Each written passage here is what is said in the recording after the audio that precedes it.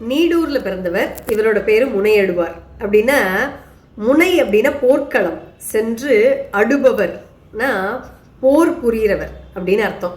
இவர் ஒரு மிகச்சிறந்த போர் வீரன். அந்த காலத்துல சில ராஜாக்கள் போர்க்களத்துல தோற்று போற நிலைமையில இருக்கும்போது இவர் உதவி கூடுவாங்களாம். இவர் தன்னுடைய வீரத்தால அந்த போரோட போக்கையே மாத்திடுவார். அந்த ராஜாவை ஜெயிக்க வைப்பாரு. இதுக்காக இவருக்கு பெரிய தொகையை சம்பளமா கொடுப்பாங்களாம். முனையடுவார் அந்த பணத்தை ஒரு புனிதமான காரியத்துக்காக பயன்படுத்தினார். சிவனடியார்களை தன் வீட்டுக்கு கூப்பிடுவாராம். அவங்களுக்கு அறுசுவை உணவெல்லாம் போட்டு பொண்ணும் பொருளும் கொடுத்து உபசரிப்பாராம். என் உடம்புல இருக்கிற தெம்பால நான் சம்பாதிக்கிற இந்த பணம் இறைவனுடைய அடியார்களுக்கு பயன்படணும் அப்படிங்கிறது அவரோட பாலிசியாவே இருந்தது.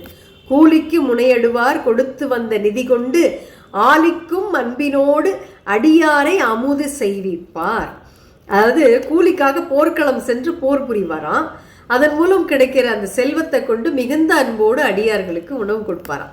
ஒரு போர் வீரனா இருந்தாலும் அவருடைய மனசு ரொம்ப மென்மையானது. அடியார்களுக்கு தொண்டு செய்யறதுல அவருக்கு இருந்த அந்த ஈடுபாடு, இந்த இன்வால்மெண்ட் தான் அவரை நாயன்மார் வரிசையிலேயே நிறுத்திது.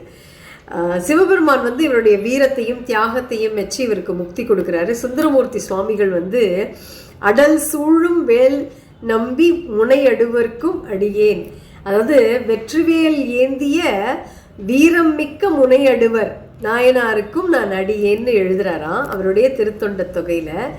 இன்னைக்கு நம்ம கஷ்டம், நம்ம சம்பாதிக்கிறது கஷ்டம், அதை மற்றவங்களுக்கு ஏன் கொடுக்கணும் அப்படின்னு நினைக்கிறோம். ஆனால் முனையடுவர் நாயனார் நீங்கள் என்ன வேலை செய்கிறீங்க அப்படிங்கிறதெல்லாம் முக்கியம் இல்லைங்க, அந்த வேலையால் வர்ற வருமானத்தை எப்படி பயன்படுத்துறீங்கிறது தான் முக்கியம்.